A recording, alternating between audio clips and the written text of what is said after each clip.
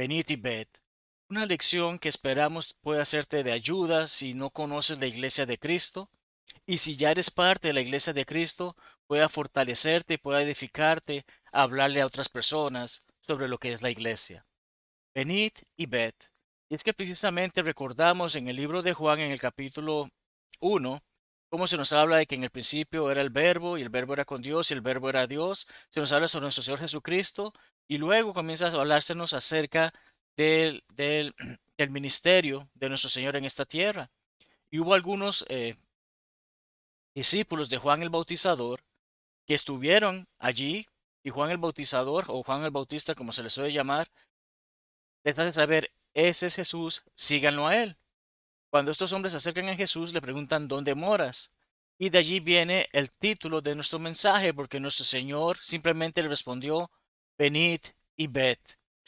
Esa fue su respuesta, Juan 1:39. Desde entonces estos hombres entonces siguieron a nuestro Señor, fueron discípulos de él, y como leemos en Mateo 4:19, llegaron a convertirse ciertamente en pescadores de hombres, que para eso fue que nuestro Señor les preparó. El objetivo, como mencioné en nuestra lección el día de hoy, es poderte invitar, si no eres cristiano aún, a venir y ver qué es la iglesia de Cristo. Y vamos a estar viendo eso a lo largo de nuestra lección a través de características que identifican a la iglesia que estableció nuestro Señor, a la iglesia que estaba en ese primer siglo, a la iglesia que aún sigue activa. Y cuando vamos al libro de Romanos, en el capítulo 16, versículo 16, leemos que os saludan todas las iglesias de Cristo.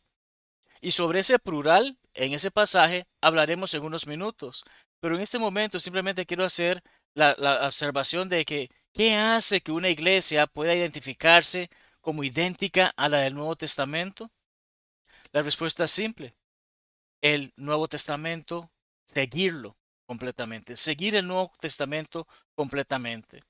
Y sobre eso podemos ver de cómo podemos ser parte de esa iglesia en el segundo capítulo, perdón, en el segundo capítulo de Hechos. Cuando llegamos a Hechos 2, versículos 41 y 47, vemos detalles sobre esta iglesia. Recordamos en ese capítulo que el apóstol Pedro, junto con los demás apóstoles, procede en ese día de Pentecostés, en esa ciudad de Jerusalén, a predicar sobre Cristo. Y las personas que escucharon este mensaje, como leemos en pantalla en el versículo 41, recibieron su palabra, escucharon el mensaje, comprendieron, meditaron, les llegó a sus corazones y supieron que efectivamente eran culpables de haber matado al Cristo. Y ante la pregunta que estos hacen de qué harán, los apóstoles hacen saber, arrepiéntete y bautízate por el perdón, para el perdón de tus pecados. Hechos 2:38. Pero vemos en el versículo 41 cómo efectivamente esas personas hicieron así, fueron bautizados y ese día cerca de 3,000 personas se añadieron a qué? Bueno, el versículo 47 nos dice, se añadieron a la iglesia, pero no fue algo que ellos hicieron porque pagaron una suscripción o se unieron a la iglesia de su preferencia, no. Vemos claramente que en base a su obediencia al Evangelio, el Señor les añade a la iglesia. ¿Y a quiénes añade? Aquellos que habían de ser salvos. Entonces es importante comprender y meditar sobre esto porque en esos momentos no existían iglesias. En este momento es cuando se da el inicio de la iglesia. No existían denominaciones. Las denominaciones fueron creadas por el hombre. Las personas no se unían a la iglesia. Como mencioné, no eran personas que podían pagar una suscripción o decir simplemente, bueno, esta es la que me gusta, a esta es la que me acomodo. No, era efectivamente las personas escuchaban el mensaje, lo comprendían, lo llevaban a su corazón, obedecían el evangelio y nuestro Señor les añade a su iglesia. Pero ¿cómo identificar esa iglesia? Bueno, de eso trata nuestro mensaje, nuestra lección el día de hoy. ¿Cómo podemos verlo? Vamos a hablar sobre el fundador de la iglesia, sobre los inicios de la iglesia. Vamos a estar hablando sobre quién es la cabeza de esta iglesia, sobre cuál es la guía por la que se rige esta iglesia, sus requisitos, así como la adoración que se practica en ella. Y finalmente estaremos hablando de por qué es tan importante esta iglesia.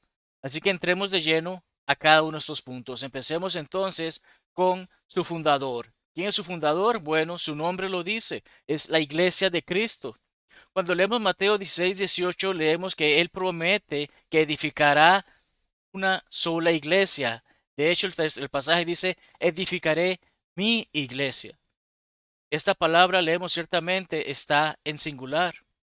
Pero no solamente Él promete edificar una iglesia, sino que Él muere por una sola iglesia, tal como leemos en Efesios 5:25, en que el apóstol Pablo hace una comparativa entre los maridos con nuestro Señor Jesucristo y entre las esposas con la iglesia. Y hace saber que nuestro Señor, eh, cuando lo leemos, dice, así como Cristo amó a la iglesia y se entregó a sí mismo por ella. Qué importante es ver esto porque la iglesia está en singular, por lo tanto significa solo una, así como lo leemos en este pasaje. Pero vemos que al final, precisamente ese pasaje dice ella, no dice ellas en plural, dice ella en singular. Nuevamente, este pronombre establece singularidad. Básicos cursos de español nos enseñan entre singular y plural y vemos que efectivamente nuestro Señor murió, amó y precisamente edificó una sola iglesia.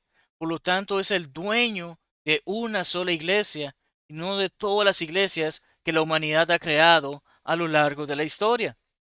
La forma plural iglesias, como comenté hace unos minutos, sí aparece en la Biblia, sí aparece en el Nuevo Testamento, pero usualmente es en referencia a congregaciones locales, a grupos de personas que se reunían en una ciudad, en un país en particular. Leemos de ellos, como leímos en Romanos 16:16, que decía las iglesias de Cristo. Pablo, escribiendo de donde estaba escribiendo, mandaba saludos a iglesias que estaban en otras localidades, pero estaba mandando los saludos desde las iglesias, desde las congregaciones, de esos pequeños grupos locales que estaban en esa ciudad de donde él escribió. Vemos como en Gálatas 1:22 el mismo Pablo habla acerca de las iglesias de Judea, identificando aquellos grupos de cristianos que se reunían en Judea para practicar la adoración verdadera de la que hablaremos en unos minutos. Pero usualmente cuando vemos esto se refiere a congregaciones. Y cada uno de nuestros países tiene sus congregaciones de la iglesia de Cristo, congregaciones en las que hacemos todo lo que está a nuestro alcance para practicar lo que estamos enseñando durante esta noche. Pues bien, hablemos sobre el inicio de la iglesia. Cuando hablamos sobre el inicio de la iglesia, claramente el libro de Hechos y el capítulo 2 nos da todos esos detalles. Nos hace saber que efectivamente la iglesia fue fundada en Jerusalén. ¿Y cuándo fue? En el día de Pentecostés, justo después de que nuestro Señor fue muerto, crucificado, fue resucitado. Y precisamente sobre todo eso leemos en Hechos 2. Cristo, como dijimos anteriormente, dijo, edificaré mi iglesia. Y breves estudios en gramática, desde que estamos en nuestra etapa de niños, cuando íbamos a la escuela, se nos enseña acerca del futuro simple. Edificaré esta dicha en una forma futuro. Jesucristo está haciendo saber, en ese momento, cuando está reunido con sus discípulos, está haciendo saber, yo edificaré mi iglesia. Habla en forma futura. La iglesia aún no había sido edificada. Sin embargo, cuando llegamos precisamente al capítulo 2 y leemos sobre el capítulo 2 de Hechos y leemos sobre Pentecostés, vemos que se hace la referencia a la iglesia de manera presente. Aquellos que se añadían, ¿a dónde se añadían? Por el Señor eran añadidos a la iglesia. Hechos 2:47. Entonces, efectivamente, desde ese momento en las escrituras se habla sobre la iglesia como algo existente, como algo activo, como algo edificado, no como algo futuro. Entonces, es allí donde vemos que efectivamente la iglesia inicia. Pedro incluso declara que este fue el principio, tal como podemos leer en Hechos 11, versículo 15. Hablemos ahora sobre su cabeza. Son puntos breves, pero tenemos que analizarlos porque precisamente si tienes la pregunta de ¿estoy en la iglesia correcta? ¿O cómo puedo identificar a la iglesia que efectivamente hace la voluntad de Dios? Necesitamos saber todos estos detalles. Así que cuando hablamos precisamente del fundador y de los inicios de la iglesia, necesitamos hablar también sobre quién es su cabeza y efectivamente Jesucristo. De hecho, las escrituras, el apóstol Pablo lo hace saber en sus cartas a aquellos en Éfeso y en Colosas. Vemos como en Efesios 1:22 al 23 nos dice que Jesucristo es efectivamente sobre quien Dios somete todas las cosas, poniéndole por cabeza de su iglesia, que es su cuerpo. Colosenses 1:18 dice, Él es la cabeza del cuerpo que es la iglesia. ¿Cuántas personas conoces que andan por allí con dos cabezas? O una cabeza y varios cuerpos. Efectivamente hay una unidad, una cabeza para cada cuerpo. Y de esa misma lógica nuestro Señor hace saber, la iglesia es así. Jesucristo es la cabeza de un solo cuerpo, que es su iglesia. Así que cuando hablamos, usualmente cuando vemos en las escrituras, cuando se habla del cuerpo de Cristo, más allá de su cuerpo físico mientras caminó en esta tierra, se habla acerca de su cuerpo espiritual, que es su iglesia, como acabamos de mencionar en esos pasajes. Y de hecho podemos analizar lo siguiente. Efectivamente, las escrituras nos dicen que Cristo es la cabeza de su iglesia. Y todos los que están en Cristo entonces están en su cuerpo. Todos los cristianos están en Cristo y vemos las citas que podemos leer más tarde con respecto a estos puntos que estamos haciendo. En base a estas verdades podemos confirmar que todos los cristianos están en la iglesia de Cristo. Aquellas personas que han hecho las cosas como Cristo las estableció, que han obedecido el Evangelio como Cristo lo establece a través de las Escrituras, son llamados cristianos, seguidores de Cristo. No son llamados cristianos porque alguien más se los dijo, sino porque efectivamente son seguidores de Cristo y esos que han hecho la voluntad de Cristo ciertamente están en la iglesia de Cristo. Si están en otra iglesia que lleva otro nombre, que tiene otro fundador, que tiene otros inicios, que tiene otra cabeza, simplemente no son parte de la iglesia de la que las escrituras nos enseñan. De hecho, cuando leemos Efesios 3, 10 al 11, leemos sobre la multiforme sabiduría de Dios que ha dado a conocer por medio de la iglesia lo que es en sí ese propósito eterno. Conforme al propósito eterno de Dios desde el principio, Dios, desde antes de la fundación del mundo, Dios había establecido que íbamos a ser salvos a través de Jesucristo por medio de su cuerpo, por medio de su iglesia. Y la sabiduría de Dios es importante porque precisamente se trata de su guía. Es la sabiduría de Dios, es la palabra de Dios las que nos ayuda a comprender qué es lo que nos guía para ser parte y formar parte y qué es lo que autoriza a la iglesia de Cristo que leemos en las Escrituras. La palabra guía en español simplemente significa aquello que dirige o encamina. Entonces, para ser cristianos, para vivir la vida de acuerdo a la voluntad de Dios, para someternos a su voluntad y obedecer su evangelio, ¿qué es lo que nos guía, qué nos encamina? No son los credos hechos por el hombre. La iglesia de Cristo se niega a aceptar cualquier credo humano en la religión. Si, por ejemplo, te invitara a la iglesia donde asisto y te digo que es parte de los requisitos andar camisa verde y corbata morada todos los domingos, sin eso no puedes llegar a ser salvo para con Dios. Estoy creando un credo humano, estoy dando una orden humana. Sin embargo, esa orden no tiene ninguna inspiración porque no es inspirada por Dios. No provienen de hombres que han sido inspirados como de los que leemos en las escrituras que escribieron los libros que estamos estudiando. No tienen autorización divina en la religión. Es la palabra de Dios la única que nos rige y nos guía para lo que hacemos con respecto a nuestro servicio y nuestra adoración a Dios y nuestra vida en preparación para la próxima vida. Solamente a través de la palabra de Dios podemos saber lo que debemos de hacer para ser salvos, no por la opinión o mandatos de un hombre. La palabra de Dios, como estamos diciendo, y solo ella es la que aceptamos como nuestro estándar, como nuestra norma. Eso identifica a la iglesia de Cristo, porque si queremos ser como los primeros cristianos, como aquellos en el día de Pentecostés, como los que le siguieron durante ese primer siglo, debemos atarnos a la palabra de Dios, vivir de acuerdo a ella, y por ello esta debe ser nuestro estándar, nuestra norma. De hecho, la misma palabra lo dice cuando vemos lo que Pablo escribe a Timoteo, 2 Timoteo 3, 16 y 17, dice, toda la escritura es inspirada por Dios. Todo lo que leemos en ese libro, en ese hermoso libro que llamamos Biblia, es precisamente todo lo que necesitamos saber. Es lo que nos hace saber precisamente Pedro. De todas las cosas que pertenecen a la vida y la piedad nos han sido dadas. Dios ya nos ha dado todo lo que necesitamos saber con respecto a cómo puedo llegar a ser salvo, cómo tengo que seguir viviendo hasta el día en que muera o que nuestro Señor venga. Todo ha sido inspirado por Dios en las Escrituras. Todo nos ha sido dado para poder comprender eso. Y el mismo Pedro nos hace saber que si hablamos, si alguien habla, debe hablar conforme a las palabras de Dios. 1 Pedro 4:11. Si estoy compartiendo este mensaje contigo, no se trata de lo que yo opine, de lo que a mí me guste, de lo que a mí me agrade, de lo que yo piense que es bueno o es malo. No. Se trata que si te estoy hablando sobre la palabra de Dios, te estoy hablando con respecto a lo que Dios ha establecido, lo que Dios ha enseñado en su palabra. Esa es nuestra guía. Esa es la guía de la iglesia de Cristo. Vivimos para seguir esa guía. Nuestro deseo ciertamente es que todos regresemos a la Biblia, que no sigamos manuales de otras personas, que no sigamos escritos de otras personas.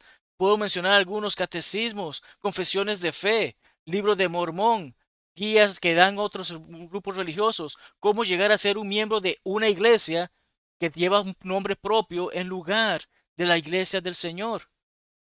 La Biblia es la que nos dice, la Biblia es la que nos hace su guía porque precisamente la iglesia de Cristo no tiene credo sino a Cristo. Buscamos servir a Cristo, buscamos ir a Él. Y la Biblia siempre estará en lo correcto. Porque hablamos donde la Biblia habla y callamos lo que la Biblia calla. Ese es parte del objetivo de la iglesia de Cristo. La iglesia ciertamente aboga por la unidad de todos los creyentes. Las divisiones han sido creadas por los hombres. De hecho, desde los inicios de la iglesia se dan estas divisiones, como leemos en 1 Corintios 1:10. Allí se hablaba acerca de que había divisiones, pero ¿qué es lo que Dios quiere? Dios ruega, o en este caso Pablo hace saber a esos hermanos en Corinto, a esos cristianos en Corinto, que él ruega por el nombre de nuestro Señor Jesucristo que hablemos todos una misma cosa, que estemos perfectamente unidos en una misma mente y un mismo parecer. Sin embargo, el hombre siempre encuentra formas de ir en contra de la voluntad de Dios, siempre encuentra maneras de no hacer la voluntad de Dios. Entonces, debemos de comprender todo este tipo de cosas y ver que efectivamente debemos tener unidad en hacer la voluntad de Dios, en seguir su guía.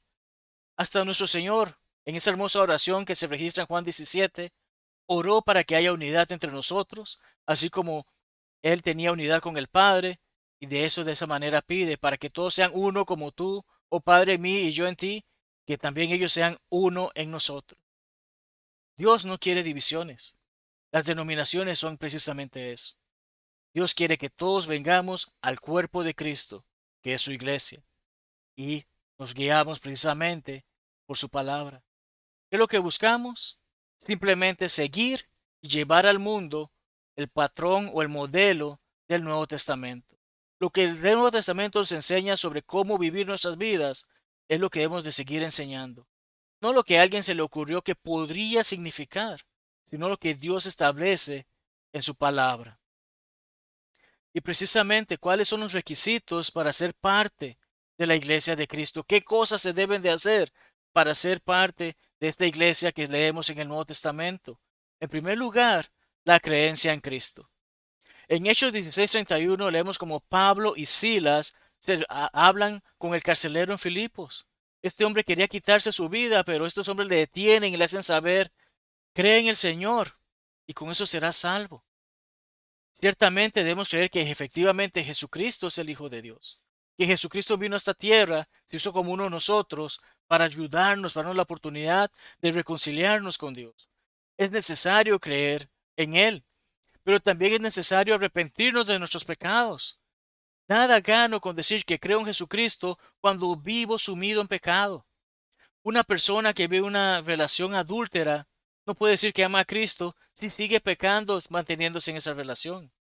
Nuestro Señor hace saber en Hechos 17:30 precisamente hace saber que Dios, habiendo pasado por alto la ignorancia en algún momento, ahora comanda a todos en todo lugar a arrepentirse. ¿Qué es esto? Cambiar nuestra mente, recibir la palabra de Dios, comprender hay cosas que no son buenas en mí, dejarlas atrás y no buscarlas más. Nuestro Señor nos hace saber que Él no está siendo lento, sino que está siendo paciente, dándonos la oportunidad de que todos podemos proceder al arrepentimiento, como leemos en 2 Pedro 3:9. Entonces, entre los requisitos para poder ser parte de la iglesia de Cristo, para que nuestro Señor nos añada a esa iglesia, a su iglesia, la única iglesia, debemos de creer en el Señor, debemos arrepentirnos de nuestros pecados, debemos confesar su nombre, confesar nuestra fe en Cristo. En Hechos 8:36 leemos acerca de Felipe el evangelista, leemos sobre un hombre eunuco de Etiopía y leemos sobre cómo estos tienen un encuentro, estudian la palabra de Dios. Este hombre llega a reconocer que efectivamente hay algo que debe de hacer y es ser bautizado, pero cuando pregunta se le dice qué es lo que debes de hacer y se le hace saber, debes confesar que Jesucristo es el Hijo de Dios. Y ese hombre llega así, creo que Jesucristo es el hombre de Dios. Y tras decir esa confesión, que toda persona que llegue a estudiar la palabra de Dios puede meditar y comprender, definitivamente yo tengo que hacerle saber al mundo que yo creo que Jesucristo es el Hijo de Dios, fue bautizado, como leemos en el versículo siguiente. Ese hombre fue bautizado tras haber hecho esa confesión. Ese hombre fue bautizado tras haber mostrado su arrepentimiento, haberlo hecho saber. Y ciertamente mostró su creencia a través del estudio, a través de la predicación que escuchó, llegó a creer que efectivamente Jesucristo es el Hijo de Dios. Y varios pasajes, las historias de conversión que leemos en el libro de Hechos, nos hace saber que el bautismo es esencial, es necesario para el perdón de nuestros pecados y por lo tanto poder ser salvos, como leemos en Hechos 2:38 al 41, versículo 47 que ya hemos citado anteriormente. Marcos 16:16, el que creyere y fuere bautizado será salvo. Hechos 22:16, levántate y bautízate y lava tus pecados, se le dice a Saulo, también conocido como Pablo. Pero es interesante un versículo que quiero dedicar unos minutos y lo encontramos en 1 de Pedro 3:21. Cuando vamos a 1 de Pedro 3:21, no creo, perdón, necesito que leas claramente conmigo, abre tu Biblia y lee estas palabras. El bautismo que corresponde a esto ahora nos salva. Creo que viste el énfasis que hice en la palabra nos, la palabra que se deriva de nosotros. Hace unos años, estudiando con una pareja, me llamó la atención su reacción cuando leyeron este pasaje, porque al parecer en su grupo religioso o lo habían alterado o lo habían ignorado, porque muchas personas en el mundo religioso tratan de afirmar, y no pueden, que el bautismo no es necesario para la salvación. Y estas personas aparentemente habían leído durante mucho tiempo el bautismo que corresponde a esto ahora no salva. Esa pequeña S que está ahí es importantísima.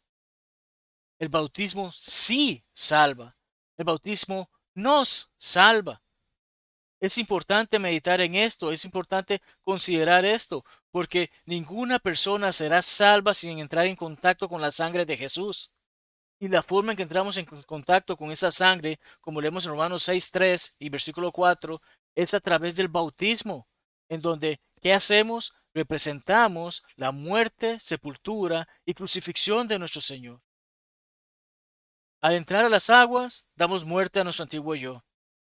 Al salir de esas aguas, precisamente estamos dando vida a ese nuevo yo. Dios nos da ese nuevo yo, esa nueva vida para vivir para Él, para servirle a Él, para ser precisamente añadido, ser parte de la iglesia de su Hijo.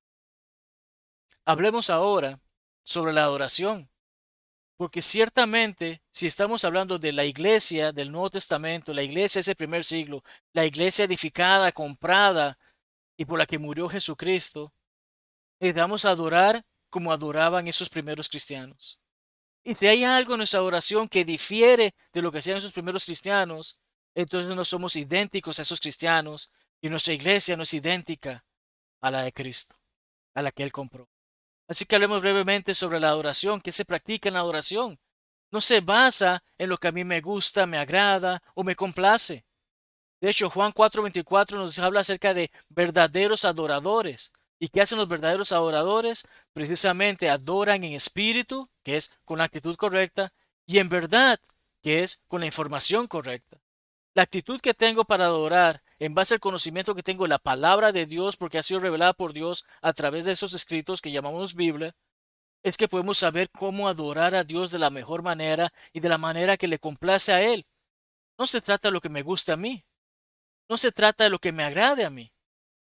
Al tiempo quizás me empiece a agradar la forma en que adoro a Dios porque sé que a Él le agrada, pero no tengo que andar buscando una discoteca que se hace llamar iglesia.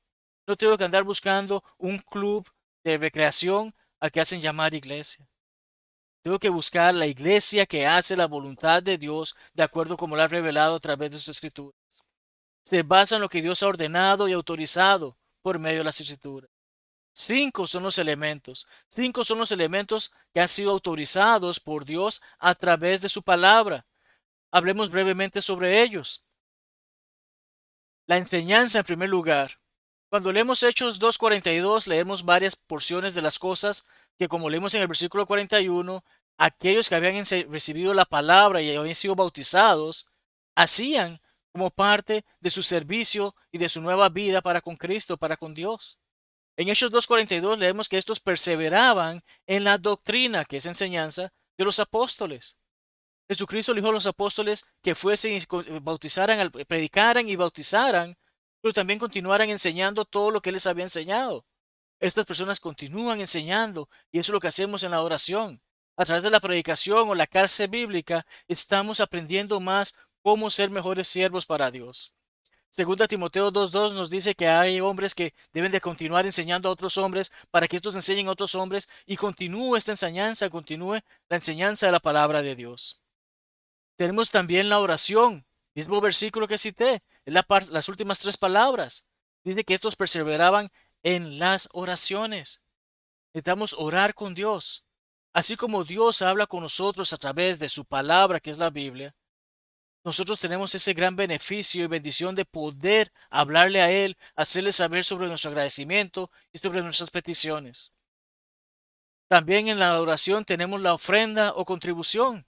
De hecho, leemos que en el versículo que estamos citando dice en la comunión unos con otros. A través de la ofrenda ayudamos a que la obra continúe. 1 Corintios 16, 1 al 2 nos da ese mandato y nos hace saber efectivamente que hay algo importante sobre ese mandato, y es que se debe hacer un día determinado de la semana.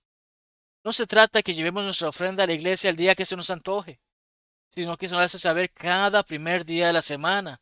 Así dice el versículo 2 del texto de 1 Corintios 16. Es importante comprender esto porque rifas y otros métodos para recaudar fondos no son autorizados en las escrituras y por lo tanto no pueden ser utilizados para dar a la iglesia, para llevar a la iglesia, para apoyar la obra de la iglesia. La única forma es la contribución voluntaria que cada uno pone aparte para llevar ese primer día de la semana. ¿Cuántos primeros días de la semana tiene la semana? Solo uno, ¿cierto? Cada semana tiene un primer día. Ese primer día es el domingo. Y cada mes va a tener ese primer día. Pero cada semana, ese domingo, igual son 52 domingos al año. Y el próximo año, el próximo domingo sigue siendo el primer día de la semana. Es algo que hemos de practicar en ese entonces. Y está muy relacionado con el siguiente elemento o acto de oración, que es precisamente la cena del Señor. El pasaje Hechos 2:42 nos dice precisamente en el partimiento del pan. 1 Corintios 11:23 al 29 nos recuerda este mandamiento y cómo este fue instituido por nuestro Señor Jesucristo. El pan y el jugo de la vid. Y estos también deben de ser practicados un día determinado de la semana, como vemos en Hechos 27, lo practicaban cada primer día de la semana, cada domingo. Entonces, el mismo día en que participaban de la ofrenda, participaban de la cena. Ese mismo día también se reunían para aprender y ese mismo día se reunían para orar. Eso lo hacía la iglesia del primer siglo. Practicarlo otro día de la semana o dedicar solamente un día al mes o un día al año para practicar este acto, como algunos grupos usualmente hacen, especialmente una semana que dedican para ello, no está autorizado en las escrituras. Y si queremos ser la iglesia y vivir de acuerdo a la iglesia que la palabra de Dios afirma que existe y que fue comprada por Jesucristo, entonces debemos de hacer exactamente eso, lo que Él ha dicho, y cada primer día de la semana participar de todos estos. Hay un acto más que se nos está escapando, si podríamos decirlo, porque no está en Hechos 2:42, pero sí está en las escrituras y lleva el de cantar. Efesios 5:19, Colosenses 3:16 nos habla acerca de ese canto, acerca de esa enseñanza. Es parte de la enseñanza. Cuando participamos en ella, precisamente cuando estamos reunidos. Hebreos 2:2 es un pasaje que vamos a ver en unos minutos, pero sin embargo, la palabra de Dios nos ordena tener música, pero nos ordena qué tipo específico de música debemos de tener. La palabra griega traducida en Hebreos 2:12 como te alabaré, que algunos tratan de manipular para tener otras prácticas que no son las que la palabra de Dios dice. En otras versiones lleva el verdadero concepto del griego que es te cantaré himnos. ¿Cómo una persona sabe que estoy cantando? Cuando estoy enunciando palabras. Y cuando se trata de cantarle a Dios, son palabras que provienen de mi corazón, como leemos en los pasajes que hemos citado. Entonces, al hacer un ruido o al silbar, no estoy cantando. La persona que me está oyendo no puede saber qué es lo que está escuchando y por lo tanto no puede aprender de lo que estoy diciendo con mi corazón a través de esos sonidos, sino que debe ser canto, debe ser voz. Añadir instrumentos musicales hace que la oración ya no sea idéntica a la practicada en el siglo I. Estas personas cantaban himnos, hacían saber con su voz el gozo, la alegría, el agradecimiento que tenían para con Dios a través de estos himnos, con sus voces, no con instrumentos musicales. Estos 5 actos discutidos fueron los practicados por esa iglesia a la que a veces nos referimos como la iglesia primitiva, la iglesia del primer siglo. Son los únicos actos de oración que practicaban ellos. Si la iglesia a la que asistimos practica otro tipo de actos, no es la iglesia de la que las escrituras hablan. Es la iglesia de la que los hombres decidieron modificar las escrituras para hacerla más llamativa, para hacerla más aceptable entre los hombres. Pero no se trata de lo que es aceptable a los hombres, se trata de lo que es aceptable a Dios. Cualquier tipo de autorización que busquemos es en vano para establecer nuevos o diferentes actos de adoración. Estos son los que la palabra de Dios ha establecido. Entonces, habiendo hablado sobre el fundador, sobre el inicio, sobre la cabeza, sobre los requisitos, sobre la guía y sobre la adoración, hablemos ahora, para ir finalizando, sobre la importancia de la iglesia de Cristo. ¿Por qué es importante? Bueno, es de absoluta importancia. La iglesia de Cristo tiene absoluta importancia. Y cuando hablamos de esto, importancia involucra valor. Solemos valorar una cosa por lo que se paga por ella, ¿cierto? Si compramos una baratija, ¿qué esperamos de esa cosa? Es algo que tiene poco valor. Si se dañó, no importa. Pero si compramos algo de gran calidad, de renombre, incluso con un alto costo, esperamos buena calidad de ello porque nos costó, ¿verdad? Y lo cuidamos y lo valoramos y hacemos lo que está a nuestro alcance. Pensemos en Dios. Dios consideró la iglesia de alto valor porque dio a su Hijo unigénito para todo aquel que en él crea tenga vida eterna. Juan 3:16. Dios dio lo más valioso que él tenía para darnos la esperanza y la oportunidad a nosotros de reunirnos con él.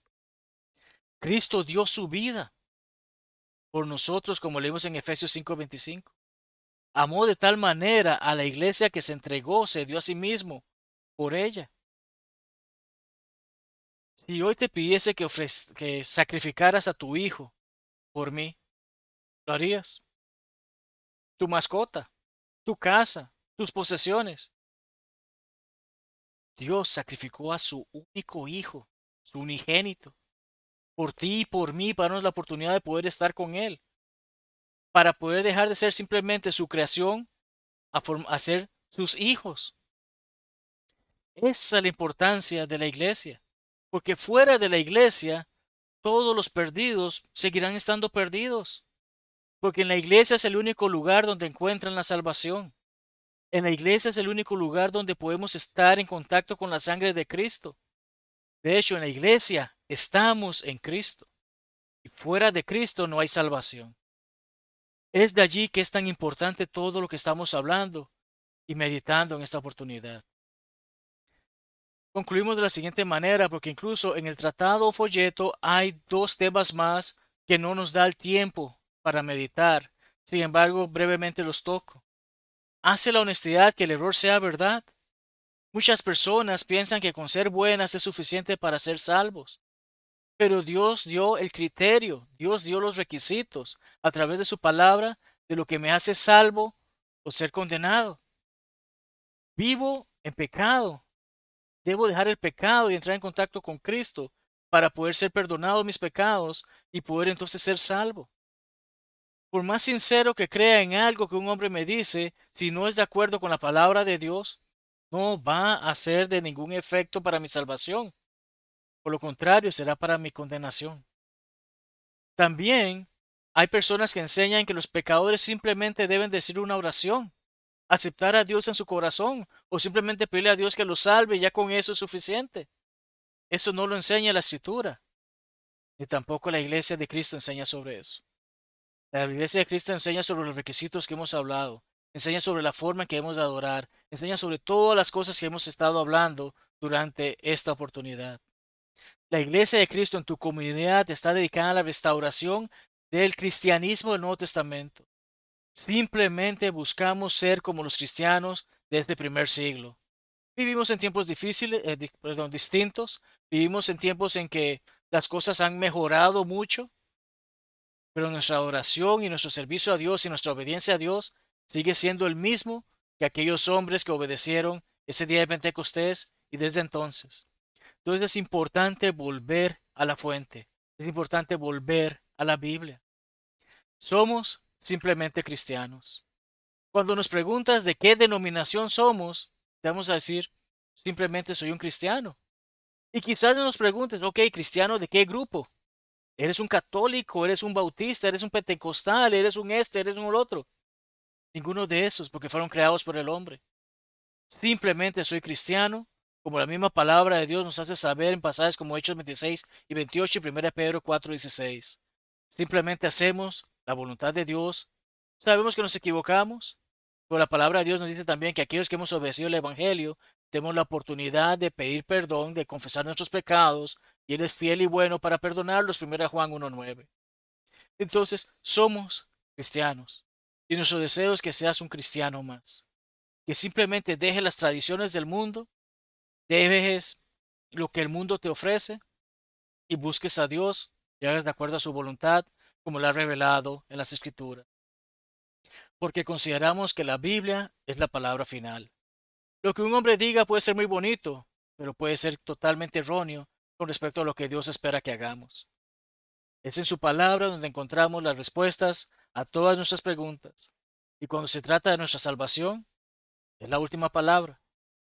No importa lo que diga este servidor, tu pastor, tu predicador, tu sacerdote, tu hermano, tu padre, tu vecino, no importa. Lo que importa es lo que diga la Biblia. Y para ser parte de esa iglesia que es idéntica a la que estuvo en el primer siglo, debemos de hacer todo lo que la palabra de Dios enseña. De allí que te pido que por favor vengas y mires. Vengas y mires, visita una congregación de la iglesia de Cristo y mira por ti mismo si se hace lo que estamos enseñando, si se hace lo que estamos confirmando a través de las escrituras. Y cuando hagas eso, ve y dile a otras personas que visiten esa iglesia, para que puedan ser parte de la iglesia de Cristo. No estamos hablando de un edificio, estamos hablando de las personas que precisamente practican lo que Cristo espera que practiquemos. Nuestro único deseo es glorificar a Dios en lo que hacemos para servirle y hacerte sentir bienvenido y no más un extraño que se acerca. Queremos que seas parte de la iglesia que Cristo compró con su valiosa sangre, por la cual murió, la que dijo que iba a edificar y que efectivamente edificó. Hoy tienes esa oportunidad si aún no lo has hecho. Y si ya lo has hecho, bueno, te invitamos a que si no estás haciendo las cosas como Cristo espera que hagas, rectifiques y te pongas en paz con Él. Y si ya lo estás haciendo todo como Dios espera que lo hagamos, te agradecemos por tu servicio y te alentamos a que sigas adelante con Él mismo. Sin más, eso sería todo en el día de hoy. Si deseas obedecer el Evangelio, si tienes preguntas sobre condición espiritual, si tienes más preguntas sobre cosas bíblicas, háznoslo saber y en lo que esté a nuestro alcance haremos lo que esté a nuestro alcance para ponerte en contacto con alguien que esté cerca de ti, para que también pueda estudiar contigo y te pueda ayudar a que te reconcilies con Dios, a que vengas a Dios, y a que seas parte de la iglesia que su Hijo compró y estableció.